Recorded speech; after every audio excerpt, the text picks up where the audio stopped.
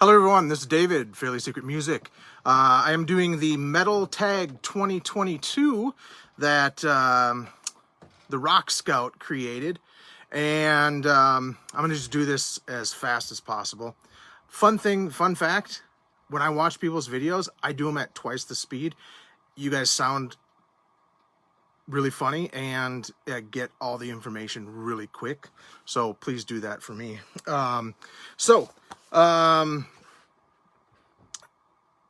Number one, favorite reissue of the year. So Arcturus created a box set, which is basically all the Christopher Riggs, also known as Garm, stuff. This has 7 discs in it. It is all the studio albums with Garm. It also has bonus rarities and unreleased things. Synth compositions that were unreleased, but it has Constellations, My Angel, Asperia Hymus, Symphonia, La Masquerade Infernal, Disguised Masters, and Sham Mirrors. So this was a thing that set me on a black metal kick, which is still going. I just ordered a bunch of other black metal stuff today. I'm reading a black metal book right now, so this was awesome for my listening pleasures this year. A band you just discovered, old or new, Unto Others. They used to be called Idle Hands, and let me see if I can bring this up. There we go. I have too many lights in here. They're kind of a gothic doom band. Listen to the song Downtown if you're not familiar with them. That'll give you a good idea of what kind of what they sound like. And let's see. Next one is show an album with an outstanding vocal performance. Fractal Universe's, what is this album called? Impassable Horizon. I think this thing is fantastic, and I don't really need that. He sounds very much like Mikael Akerfelt from Opeth, and the music kind of sounds like a cross between Death and Opeth, and so there you go. Show a gap filler, and I got this. I didn't get this in 2021. I think I got this in 2019, maybe 2021. Black Sabbath's Forbidden. Do I really need it? Probably not. I've only listened to it once. It's got Ice-T on it, which apparently, I don't know how that happened. The funny thing is, I hear Tony Iommi is going back and remixing this album. I only need Tear now from Black Sabbath.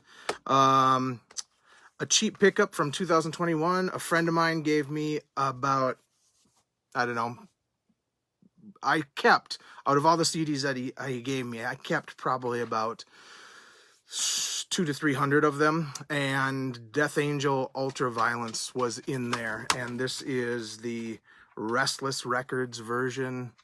He also gave me a Malevolent Creation original, and a couple of the original Dark Angels, but this one was absolutely the cheapest because it was absolutely free. Favorite artwork on a new release. I didn't really like a lot of the artwork this year, and actually, well, I'm going to go with this one, but the next one is actually probably my favorite artwork this year, just because it has that old Candlemass Epicus Doomicus cover. So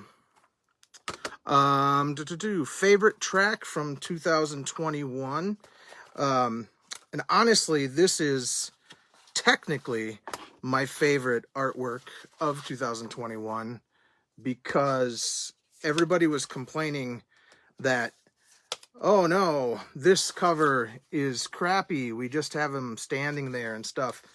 But look at that. Did you really think they wouldn't have a huge Eddie thing? But the standout track of 2021, and I don't know if I'm putting these in the right order, is I think the third track on this. Let me see. I can't remember. I'm not good with names. Shit.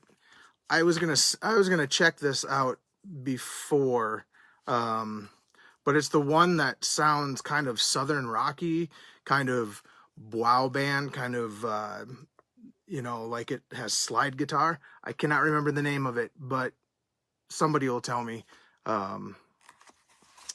So yeah, the funny thing with Iron Maiden is people are not exactly excited about their long songs, but the thing is, Rime of the Ancient Mariner is like almost 14 minutes long. So maybe you just don't have the patience for a long song anymore. Song that became an earworm, Mirror Mirror from Candlemass's Ancient Dreams.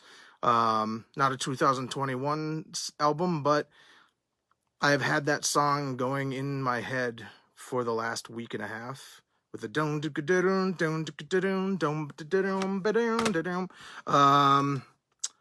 two albums culled from your collection that will be culled from my collection. Two albums that I will get rid of from my collection. I don't sell CDs anymore. I will say there are going to be two. One is my Grim Reaper. Let me see if I have it here. Because I just picked it off. I just picked this up in the 2021 reissue, which is another great reissue, that has these two and their third album. So technically two albums, but I also might be getting rid of Crimson Idol because a friend of mine who wants this, who actually gave me this, and when he saw I got my box set, he said, "Hey, can I get that back from you?" He also needs a copy of Crimson Idol too. A band I have gone off of, Megadeth. I will never buy another Megadeth album because the last few have sucked so bad. There's no point in me getting them anymore. 90s album recommendation. I always recommend Mind Over 4, Halfway Down, because nobody really talks about it. And this band was awesome. They are very weird. They're kind of in that same vein as Mindfunk and kind of Last Crack, but really not sounding like either of those. So, a single that sold you on an album, Anytime Replace by Seduce. So this is one of the least metal albums that I have in this set of questions. Anytime Replace was the last time I can really remember hearing a song on the radio and going, "Oh my God, I need that album." And that was 1988. An epic song of 8 minutes or more, Jack Luminous from Voivod's Outer Limits, 17 minutes and 26 seconds, and which is how long I hope this video is. So I was trying to find 2001 songs, but I just couldn't. Honestly, with a lot of stuff that I purchased in 2001, a lot of it is reissue stuff and not metal. So it was kind of hard for me to pull a lot of these. There hasn't been a lot of things that really stood out as just awesome things for me this year. Quick opinion of Record Store Day. Record Store Day is totally fine. I'm not a vinyl guy, obviously, but every day is Record Store Day for me. I just purchased 1, 2, 3, 4, 5, 8 CDs today, and 2 of them are on special order, and a few are on being ordered, actually. So what does Record Store Day mean to me, or my opinion on it? Honestly, from a CD buyer standpoint, whenever anybody says that Record Store Day or vinyl is awful or whatever, I tell them, as a CD purchaser, if it wasn't for the obsession with vinyl right now, I would have no record stores to go to, because if only people were buying CDs, if that was the only thing and nobody cared about vinyl, I would have no place to go to because CD sales, I don't think, would have kept all these places open. So I'm really happy that vinyl is huge. I think Record Store Day is great for those record stores also, because it brings people in and makes it so they have a really great day a couple times a year. So I'm all for it. Go ahead. What part of your music setup would you change? I would set this up for, let's see. If you guys saw how this is set up, I have an unfinished basement. So every once in a while, I think, what if some of those water pipes break or something like that? But the likelihood of it actually happening is pretty slim. Now that I've said it, yeah, just something to protect these. I've thought about taking sheets of plexiglass and mounting them on here, and maybe even having locks on them, so even if somebody did come in, they would have to really try hard to steal any of these. But that's just way too much work. Biggest musical disappointment of 2021. I was hoping for more with Dead Daisies, Holy Ground. I was really disappointed with the artwork on this. They, I hate when people do like partial lyrics and stuff, and they had like so many pages that they could have put all the lyrics on. It just made me just disinterested in listening to this, and I really like Glenn Hughes, but I don't know. It just made me go, eh. Biggest disappointment. Name an album you are expecting and looking forward to in 2021. I'm gonna have to check my notes here. 2022 actually. There is a My Dying Bride DVD and CD set called For Darkest Skies that is coming out. Also, Voivod has a new one, and Amorphous also has a new one coming out. Sorry, I have my list of these questions right here. Who would I like to see release a solo album? I guess Ray Alder from Fate's Warning. That would be cool.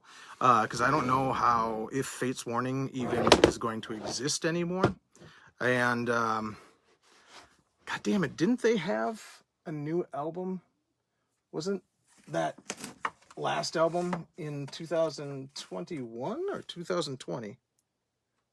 Nope, that was in 2020. So yeah, I don't know if Fate's Warning are going to be doing other albums after that last one. Show a placeholder CD that I would rebuy in better condition.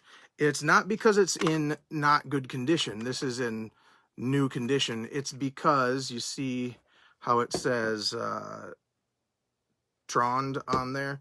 This is a Russian version of Dusk and Embrace, the original Sin, which was the original lineup of Cradle of Filth. And it's a Russian version, which is the only version that I could get for a decent price. So I would rebuy this if I could get it for a decent price. And because of cost or availability, what album have you yet to pick up? Same answer. Dusk and Her Embrace, Original Sin, official version, not Russian. So hopefully that was 17 minutes and 36 seconds or 26 seconds. And that was the Metal Tag 2022 questions that Rock Scout created. So you can find him. I'll put the link in my description if I remember. There you go. Happy 2022.